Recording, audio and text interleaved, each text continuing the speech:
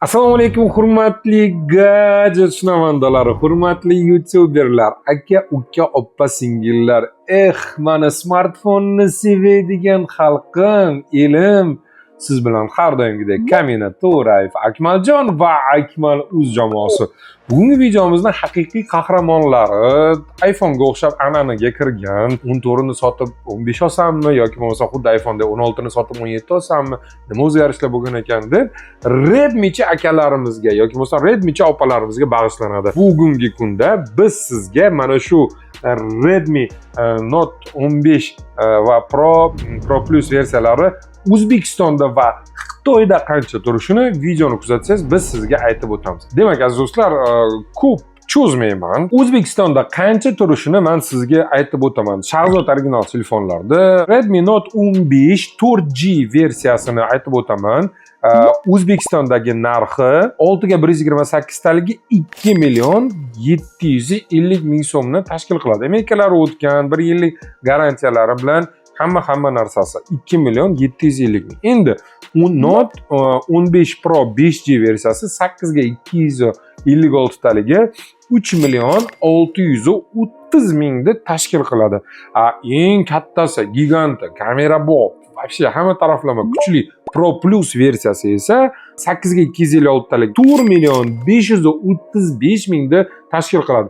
Endi shu joyda o'zida bitta pauzani bosasiz va o'zingizning viloyatingiz, tumaningiz, aytaylik Jizzaxda, Samarqandda yoki bo'lmasa Shahrisabzda, Navoiyda, Buxoroda qancha turishini kommentariyada yozib ketasiz. Haqiqatan narxi arzon yoki arzon emas. Agar arzon bo'lsa narxini yozib yoki bo'lsa plus belgichasini yoki qimmat bo'lsa minus belgichasini qo'yib ketsangiz, biz shundan bilamizki, yo qimmat yoki arzon ekanligini. Yozib bo'ldingizmi? Qani, endi ketdik. Endi esa videomizning asosiy qismi Xitoydagi narxi qancha ekanligini men sizga aytib o'taman. Redmi Note 15 4G versiyasi, Xitoyda Redmi Note 15 da 4G versiyasi yo'q, 5G versiyasi bor. Endi biz arzon bilan arzonni solishtirayotgandik. Narxini aytib o'taman. O'zbekistondagi narxi 2 million 275 ming edi. Xitoydagi narxi qo'lingizga 5%. Eslatib o'taman. Faqat Instagramga obuna bo'lganman deb turib, bizning Instagram kanalimiz mana pastda adminlarimizga bitta screenshot qilib obuna bo'lganingizni bizaga jo'natasiz.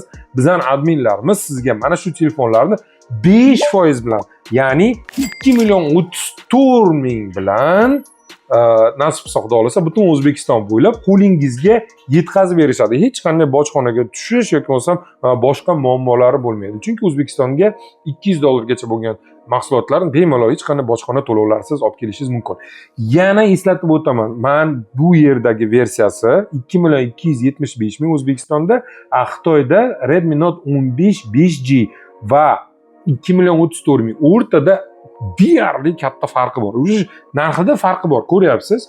Narxida deyarli 200 mingdan ziyodroq farqi bor. Endi esa parametrlarni ko'rib turib, o'rtada qanaqa farqi borligini men sizga aytib o'taman. O'zbekistondagida MediaTek Helio G100 Ultra protsessori bo'ladigan bo'lsa, Xitoydagida Qualcomm Snapdragon 6 Gen 3 protsessori bo'ladi. Bu ancha kuchli va energiya tejamkor protsessor. Keyingi ikkinchi farq qiladigan tarafi kameralar farq qiladi. Bu yerda O'zbekiston versiyasida 108 megapiksel, Xitoydagida esa 50 megapikselni tashkil qiladi. Endi bu yerda sonlar o'yini, boshqa hech nima deya olmayman. Va yana katta farq qiladigan tarafi akkumulyatori bo'ladi. Akkumulyatori O'zbekistonda versiyasida 6000 amper, Xitoyda versiyasida esa 5800 amper bo'ladi. Va yana bitta tarafi, farq qiladigan tarafi, O'zbekistonda versiyasida 33 vatt bo'ladi quvvatlagichi, Xitoydagida esa 45 vattni tashkil qiladi. O'rtasidagi Xitoy versiyasi Antutuda ko'proq ball olgan va Bluetooth versiyasi ham yangi 5.4 bo'ladi. Kamerasi stabilizatsiya bilan ishlaydi Xitoy versiyasida. Keyin IP69 Xitoy versiyasida chang va suv himoyasi, 4K zapis qilish, Wi-Fi 6, operativ pamyati ham sal tezroq, 45 vattga 33 vatt, quvvatlagichlari, infokrasni portini va boshqa narsalarni endi aytib o'tdim. Infokrasni porti ham bor. Demak, Xitoy bilan mana narxini va o'rtasidagi farqini ham qo'ldan kelgancha baholi qudrat aytib o'tdim.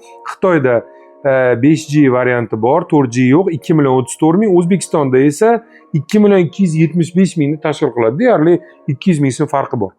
Endi esa Redmi Note 15 Pro Xitoyda 2.705.000 so'm, O'zbekistonda esa 3.630.000 so'm. Deyarli 900.000 so'm farq qilyapti. Xarakteristikalari esa bir xil. Xitoy bilan O'zbekistonniki. Endi global versiyasini desam to'g'ri bo'ladi. Endi esa mana bu qahramonimiz Pro Plus olmoqchi bo'lganlar mana endi Pro'ni olmasdan Pro Plus'ni olsa bo'ladi. Xitoyda ancha muncha arzonroq. Demak, O'zbekistonda 4.535.000 bo'ladigan bo'lsa, Xitoyda 3.437.000 ni tashkil qiladi. Vasa deydi-ku, почти 1.100.000 farq qiladi. Bu hammasi Instagramda obuna bo'lganingizda bizning adminlarimizga pastdagi raqamlarga skrinshot qilib tashlaysiz va sizga 5% hisoblab beradi. Yaqinda telefon olmoqchi bo'lgan do'stingizga mana shu videoni jo'natib qo'ysangiz, ancha manfaatli bo'ladi. Xalqimizga, elimizga xizmat qilyapmiz.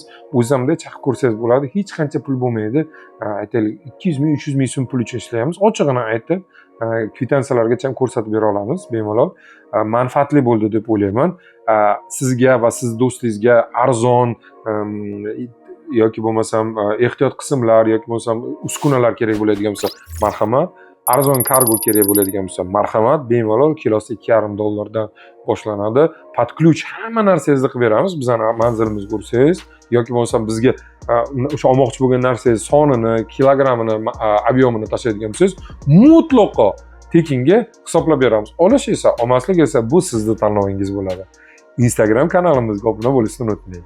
Siz bilan Akmaljon To'rayev va Akmal Uz jamoasi edi. Keyingi dasturda ko'rishguncha, xayr.